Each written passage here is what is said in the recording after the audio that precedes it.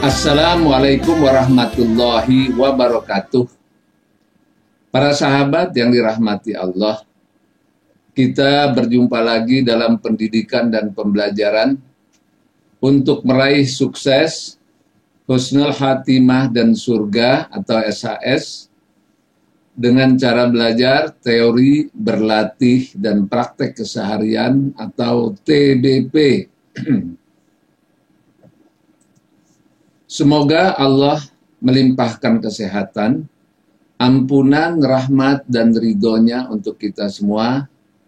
Semoga salawat dan salam dilimpahkan kepada Nabi Muhammad SAW dan umatnya hingga akhir zaman. Amin.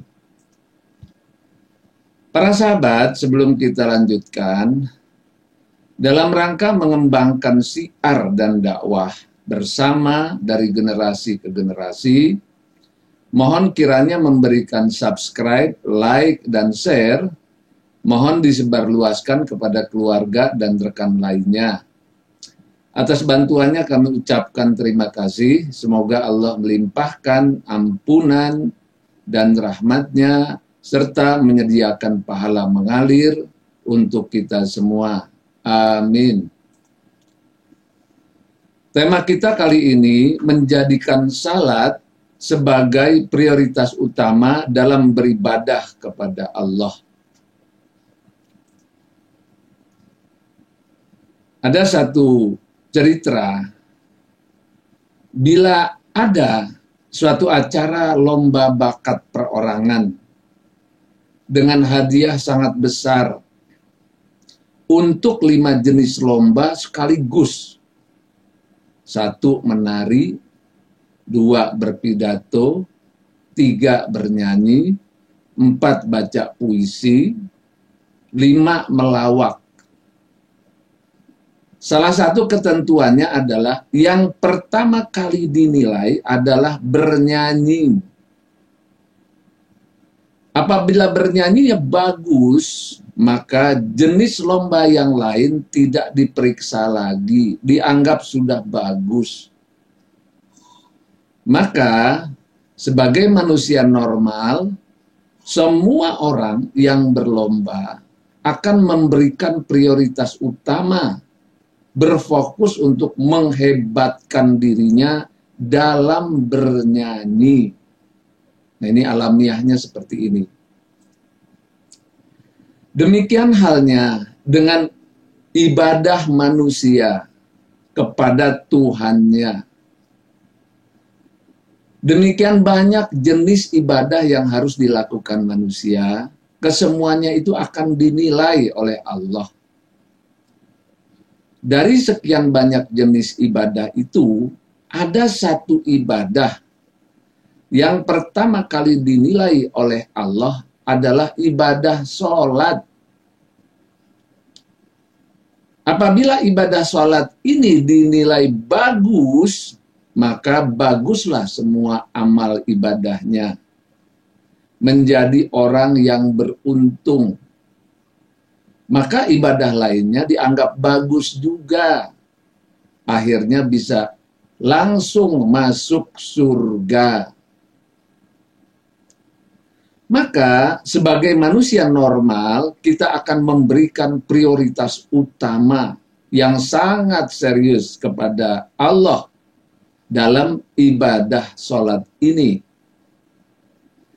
Tentunya kita sudah mempelajari bahwa salat dan khusyuk itu tidak bisa dipisahkan.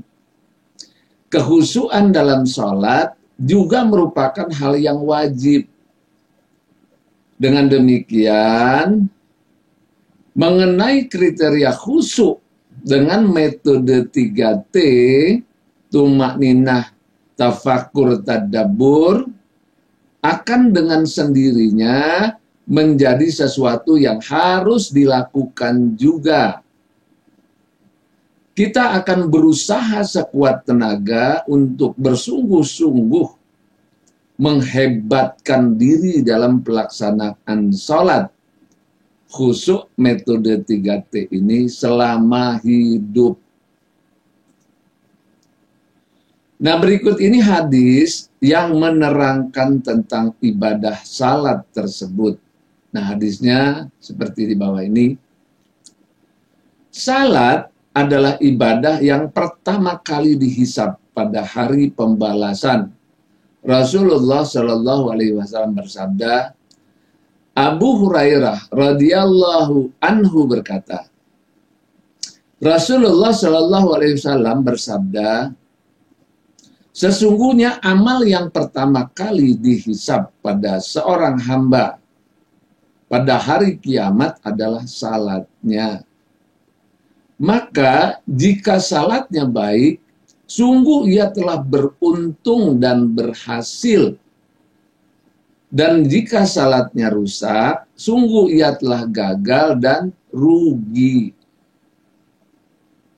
Jika berkurang sedikit dari salat wajibnya, maka Allah Ta'ala berfirman, lihatlah apakah hambaku memiliki salat sunnah,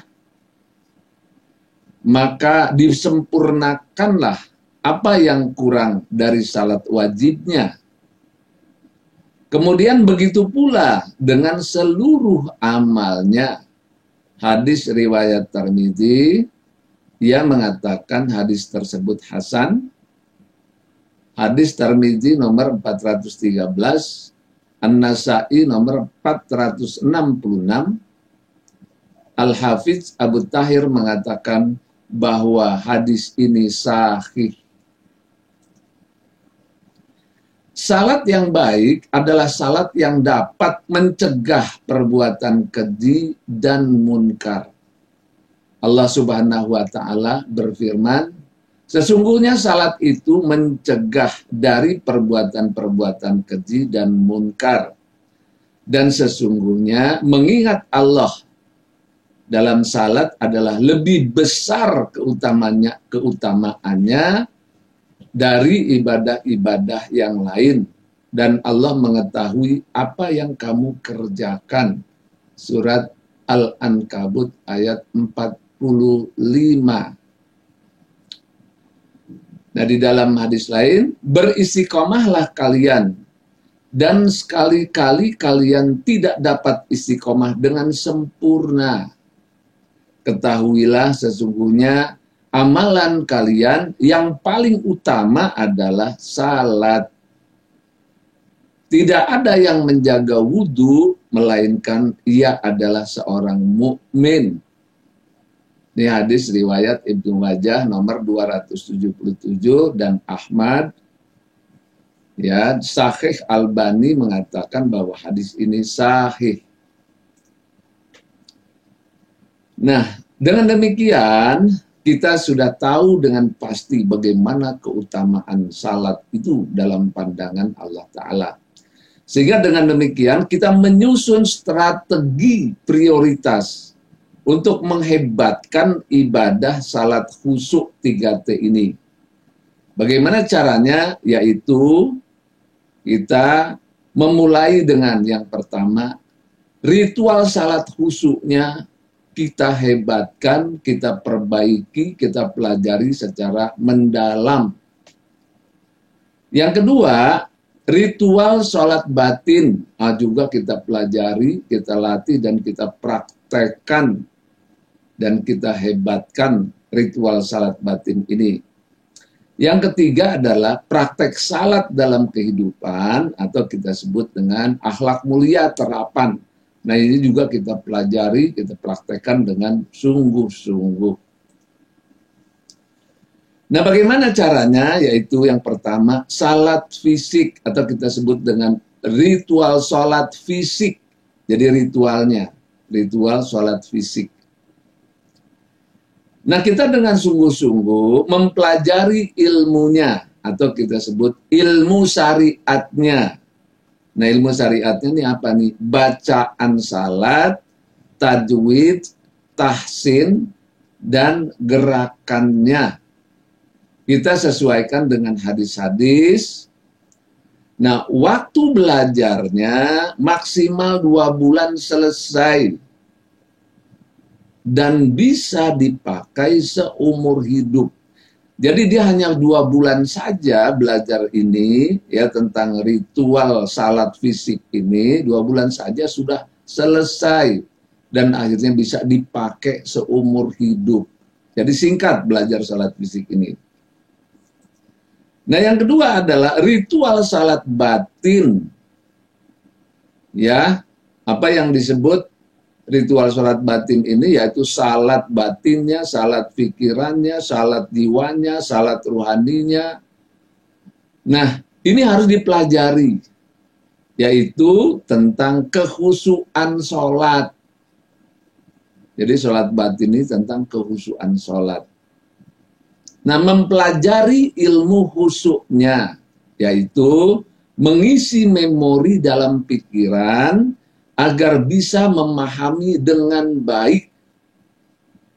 Apanya yang dipahami dengan baik? Yaitu arti bacaan-bacaan salat dan maknanya serta 3T.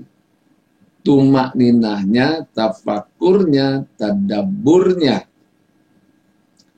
Nah, yang kedua adalah memperkuat berlatihnya untuk membangun kerancaran program-program pikiran, ya, yang ada di pikiran bawah sadar, yaitu menghayati makna-makna bacaan sholat. Yang ketiga, memperkuat pelaksanaan ritual kekhusyuan sholatnya, yaitu pada saat kita sholat benar-benar kita perkuat kekhusyuannya dalam sholat itu. Nah, yang keempat, kita ketahui bahwa belajar ritual sholat batin ini, ya, karena dia ada di pikiran sadar, ada di memori, ada di pikiran bawah sadar. Nah, ini waktu belajarnya, waktu berlatihnya seumur hidup.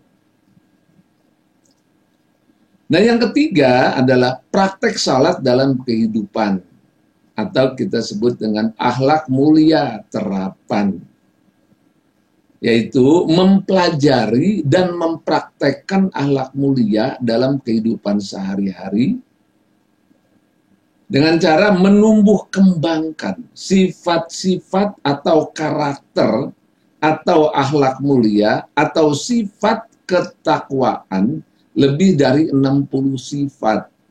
Lihat poster berkaca diri sebelah kanan atau poster kunci sukses.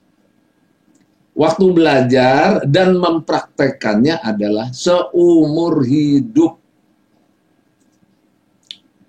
Demikianlah strategi memilih prioritas untuk menghebatkan ibadah salat khusyuk 3T.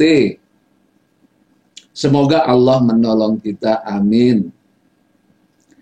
Proses pendidikan dan pembelajarannya dilakukan bersama-sama dengan komunitas pahala mengalir atau KPM seumur hidup agar lebih terbimbing, terarah, dan terkoordinasi dengan baik. Assalamualaikum warahmatullahi wabarakatuh.